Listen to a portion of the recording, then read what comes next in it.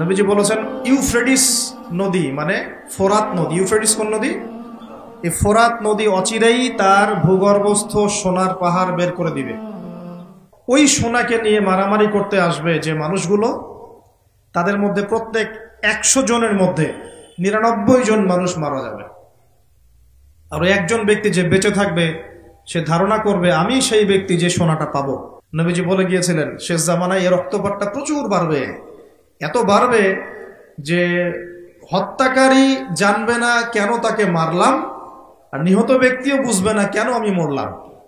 চিন্তা করতে পারেন? গাজার বাচ্চারা জানে না যে কেন তাকে মারা হলো, আর যারা মারছে ওরাও জানে না কি কারণে মারছে, কি অপরাধ ওঠে। ইয়েমেনের বাচ্চারা জানে না কেন বোমটা এসে পড়লো, আর যে ফেললো সেও জানে না কি জন্য ফেললাম। আপনারা রাস্তায় গন্ডগোল করতে যান অনেক সময়, যে বের হয় সেও জানে না কেন কিসের উদ্দেশ্যে লড়ছি, আর যে মারে সেও জানে না কি জন্য ভাইকে মারলাম। এটা শেষ জামানা। হত্যাকারী ব্যক্তি জানবে না যে কেন আমি হত্যা করছি, মাকতুল জানবে না যে কেন আমি মরলাম। শেষ জামানে হারাজ বাড়বে, হারাজ হারাজ হারাজ। নবীজি বলছেন হারাজ বাড়বে। সাহাবীরা বলছেন হারাজ কি ইয়া রাসূলুল্লাহ? নবীজি বলছেন যে মানে অস্বাভাবিক হারে হত্যাকাণ্ড বাড়তে থাকবে। আমি পরিসংখ্যান দিয়ে দিই আপনাকে দুইটা। শুধু প্রথম বিশ্বযুদ্ধেই এই 4-5 বছরের মধ্যে প্রায় 1.5 থেকে 2 কোটি মানুষ মারা গেছে। কত কোটি? আর আরো বেশি, অনেকে বলেন 2.5 কোটি 3 কোটি। আমি একটা মিনিমাম রেঞ্জ বললাম। আর দ্বিতীয় বিশ্বযুদ্ধে মারা গেছে প্রায় 6 থেকে 7 কোটি। 6 থেকে 7 কোটি। শুধু আমেরিকার একটা পারমাণবিক বোমা যেটা জাপানে পড়েছে হিরোশিমায়, ওতেই লক্ষ লক্ষ লোক মারা গেছে। এখন পর্যন্ত ওদের যে বংশ পরম্পরা, ওই যে পারমাণবিক বোমার যে প্রভাব, এটা এখন পর্যন্ত আছে। নাগাসাকিতে যেটা পড়েছে দ্বিতীয় বোমা, ওটার নাম ছিল ফ্যাটম্যান, আর প্রথমটার নাম ছিল লিটল বয়। এগুলো অনেক আগের বোম। আর এখনকার পারমাণবিক বোমগুলো কত শক্তিশালী এটা বলার অপেক্ষা রাখে না। একটা পুরো দেশকে এক মুহূর্তে উড়াই দিতে পারে। বাংলাদেশের মতো একটা ছোট্ট দেশ, এরকম ছোট্ট একটা দেশকে একটা বোমা দিয়ে উড়িয়ে দেওয়া সম্ভব। ইংল্যান্ডের মতো একটা দেশকে একটা রাশিয়ান হাইপারসনিক ক্ষেপণাস্ত্র দিয়ে উড়িয়ে দেওয়া সম্ভব। আর এখনকার সমরবিদ্যা নিয়ে যারা ঘাটাঘাটি করেন, তারা এটা আশঙ্কা করছেন যে প্রথম বিশ্বযুদ্ধের মতো, দ্বিতীয় বিশ্বযুদ্ধের মতো আরো একটা তৃতীয় বিশ্বযুদ্ধ হয়তোবা বিশ্ববাসী দেখতে যাচ্ছে। হয়তোবা, আল্লাহ ভালো জানেন, আমরা তো গ্যারান্টি দিয়ে বলতে পারবো না, কিন্তু পরিস্থিতি ওইরকমই মনে হচ্ছে। তবে এতটুকু জেনে রাখেন, হাদিসের মধ্যে মালহামা নামে একটা শব্দ আছে। কি শব্দ? নবীজি বলেছেন ইউফ্রেটিস নদী মানে ফোরাত নদী। ইউফ্রেটিস কোন নদী?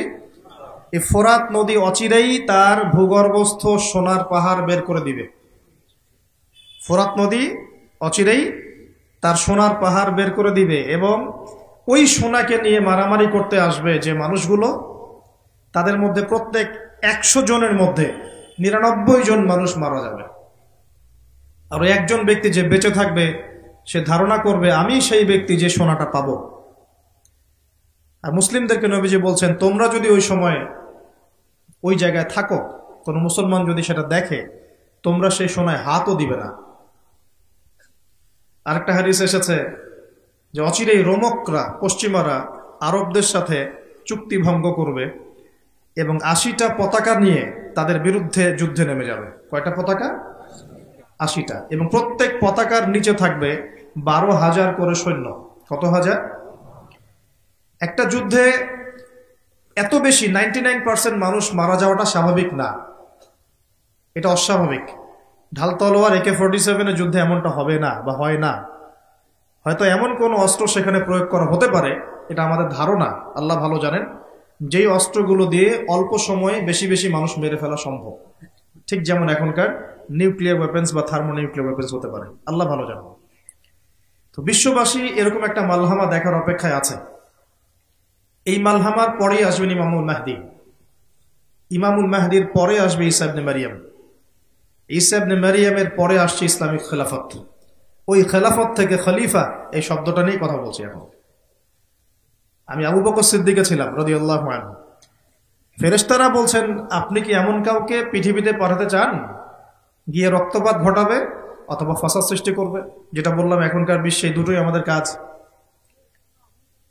তো আল্লাহ পাক বলছেন, ইন্নী আ'লামু মা লা তা'লামুন, ইন্নী আ'লামু মা লা তা'লামুন, দেখো আমি যা জানি তোমরা সেটা জানো না। মানে আমার কিছু শুকরগুজার বান্দা থাকবে যারা এরকম ফিতনা ফাসাদ করবে না এবং রক্তপাতও ঘটাবে না, তাদের জন্যই আমি প্রস্তুত করেছি জান্নাতুল ফিরদাউস। সুবহানাল্লাহ। তো এখন ফেরেশতাদের মতামত আপনারা শুনলেন, আল্লাহ পাকের কথাও শুনলেন। এখন আল্লাহ রাব্বুল আলামিন তার খলিফা হিসেবে সৃষ্টি করলেন তার নিজ হাতে আদম আলাইহিস সালামকে। সুবহানাল্লাহ।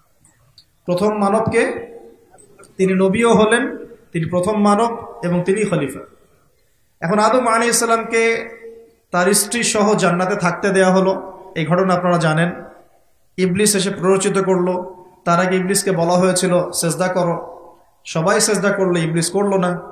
মনে আছে? এটা তো আপনারা জানেন। ওইদিকে আমি আর ওই জন্য সময় নষ্ট করছি না। ইবলিস সেজদা না করে কাফের হয়ে গেল। আর আদম আলাইহিস সালাম এবং হাওয়া আলাইহিস সালামকে জান্নাতে থাকতে দেয়া হলো।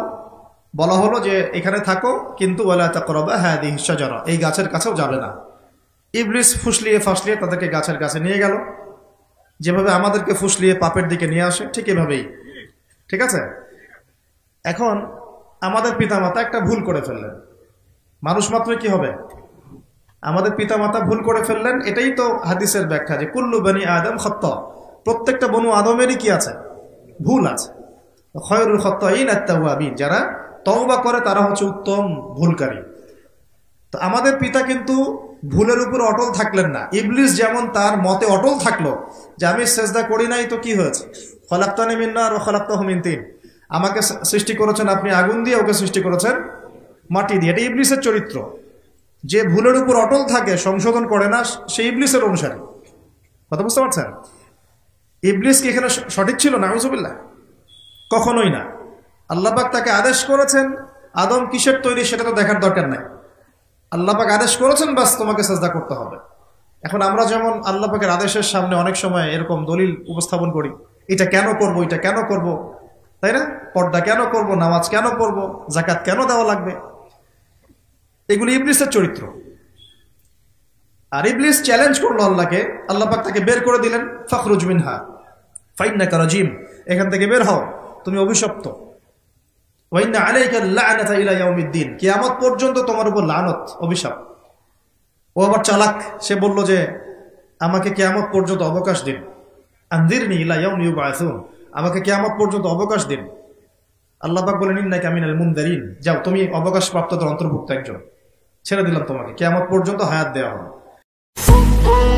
Subscribe now and press the bell icon. Never miss an update.